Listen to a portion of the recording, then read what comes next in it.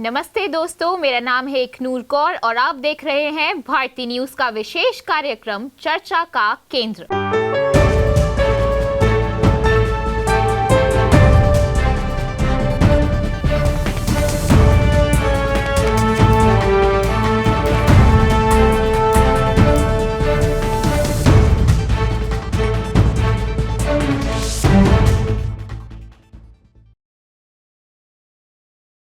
आज हम बात करेंगे एक ऐसी भाषा के बारे में जो ना सिर्फ हमारे इतिहास का हिस्सा है बल्कि हमारी सोच और हमारी पहचान को भी दर्शाती है।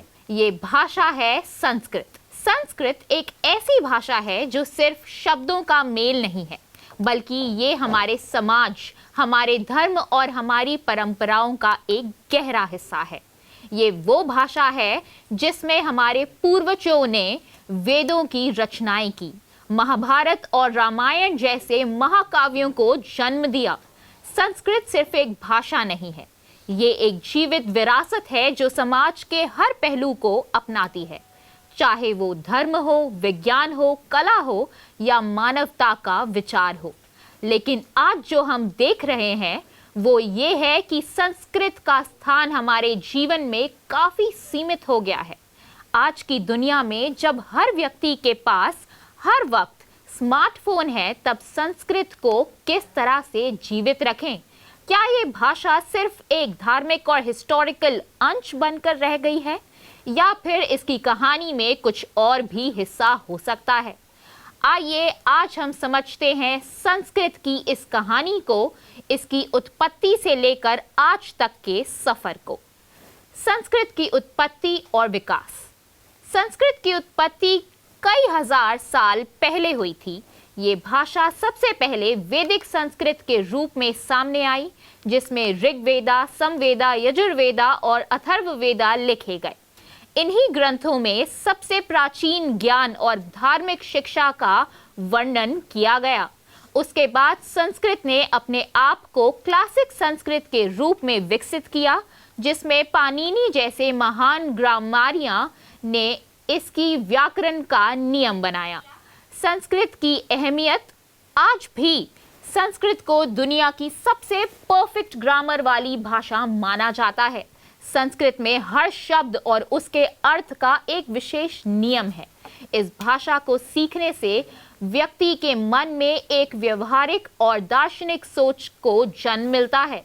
पाणिनि का अष्टाध्यायी व्याकरण का एक ऐसा प्रमुख ग्रंथ है जिसमें हर शब्द और वाक्य की व्याख्या और उसका व्यवहारिक प्रयोग दिया गया है।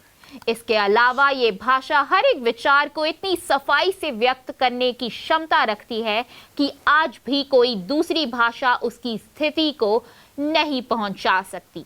आपको क्या पता है कि कालिदास जैसे महान कवि की रचनाएं मेघदूत और अभिज्ञान शकुंतलम संस्कृत में लिखी गई थी? ये कविताएं आज भी संस्कृत की खूबसूरती को साबित करती हैं। संस्कृत और ज्ञान के क्षेत्र में योगदान। संस्कृत ने न सिर्फ धार्मिक और दार्शनिक विचारों का विस्तार किया बल्कि उसने विज्ञान और कला के क्षेत्रों में भी अपना योगदान दिया। आर्यभट्टा ने संस्कृत में गणित और ज्योतिष के विचार दिए। चाणक्य और सुश्रुत ने आयुर्वेदा को संस्कृत में लिखा। संस्कृत की वजह से ही हमारे पास उनका ज्ञान आज तक है और उनके दिए गए सिद्धांत आज भी प्रमुख रूप से इस्तेमाल हो रहे हैं। संस्कृत का ज्ञान दुनिया के अनेक देशों तक पहुंचा। नालंदा, तक्षशिला और विक्रमशिला जैसे विश्वविद्यालयों ने संस्कृत के माध्यम से ज्ञान को आगे बढ़ाया। भारत के हर शहर में संस्कृत की महिमा थी और विदेश से लोग भारत आकर संस्कृत सीखने आते थे। China, Tibet, Sri Lanka, Indonesia, Thailand और कंबोडिया तक संस्कृत का प्रभाव था। इसका मतलब ये था कि संस्कृत सिर्फ एक भाषा नहीं बल्कि एक ज्ञान की सांझ थी।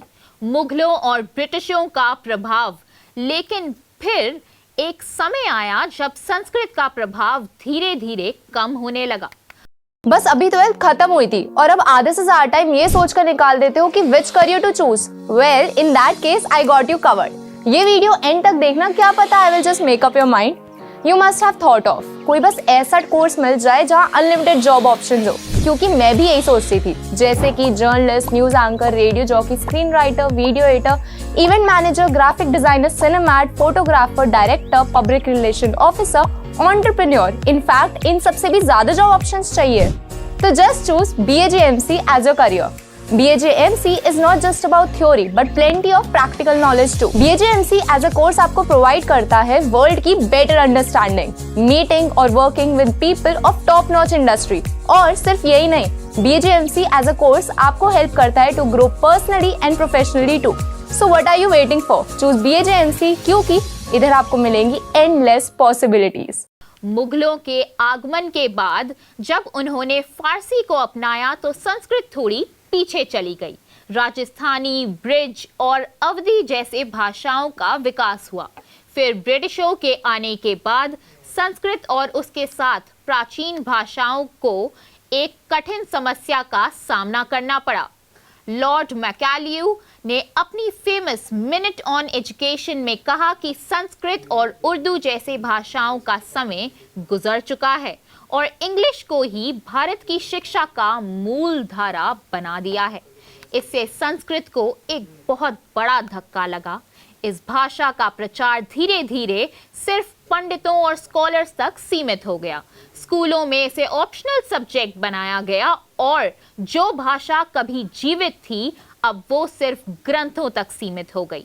लेकिन 1944 में भारत की आज़ादी के बाद संस्कृत के प्रति कुछ नई उम्मीदें जगी। जब भारत एक नई दिशा में आगे बढ़ रहा था, कुछ लोग चाहते थे कि संस्कृत को राष्ट्रीय भाषा बनाया जाए, लेकिन हिंदी को राष्ट्रीय भाषा बना लिया गया और संस्कृत एक बार फिर पीछे चली गई।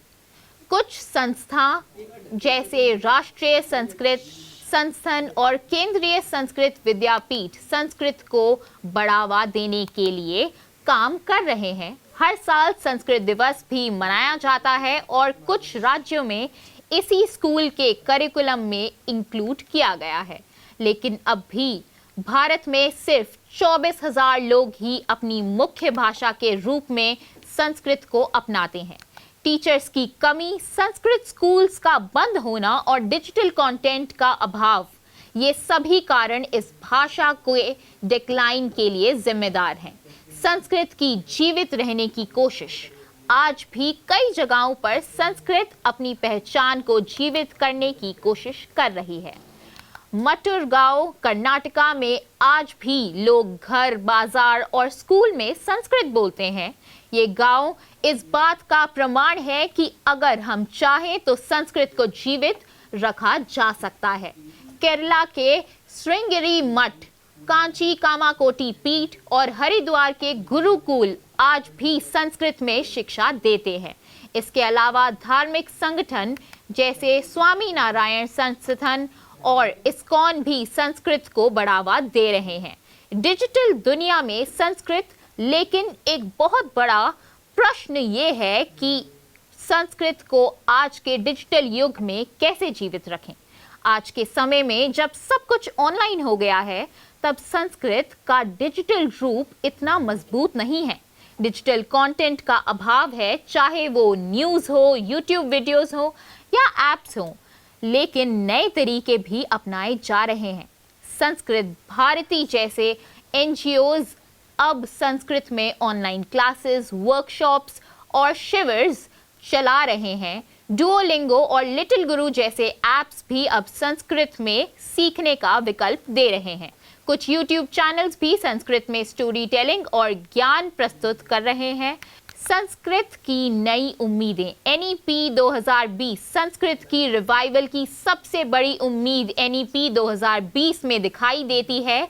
नई शिक्षा नीति ने संस्कृत को एक एसेंशियल क्लासिकल लैंग्वेज के रूप में माना है और इसकी टीचिंग को प्रमोट करने के लिए नई नीतियां बनाई हैं। अब स्कूल के प्राइमरी लेवल पर संस्कृत सीखने का विकल्प दिया जा रहा है, जिससे इस भाषा का ज्ञान नई पीढ़ी तक पहुंच सकेगा। संस्कृत को जीवित रखना तो क्या, संस्कृत को जीवित रखने के लिए सिर्फ स्कूल और संस्था का काफी है, या हमें इससे अपने जीवन का हिस्सा बनाना होगा। जब तक संस्कृत सिर्फ एक सब्जेक्ट बनकर रह जाएगी, तब तक लोग इसे बोरिंग समझते रहेंगे।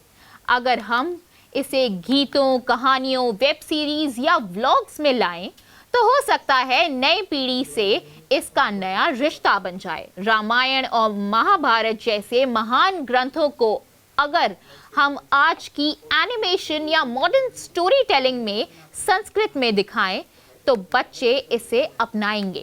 संस्कृत का एक अपना ही सौंदर्य है, उसकी क्लैरिटी और रिदम जो इसकी और भाषा में मुश्किल से मिलता है। अंतिम विचार, संस्कृत सिर्फ एक भाषा नहीं, एक विचार है। अगर हम इसे अपने जीवन में शामिल करेंगे, तो ये ना सिर्फ हमारे इतिहास को समझाएगा, बल्कि हमारे भविष्य को भी प्रभावित करेगा।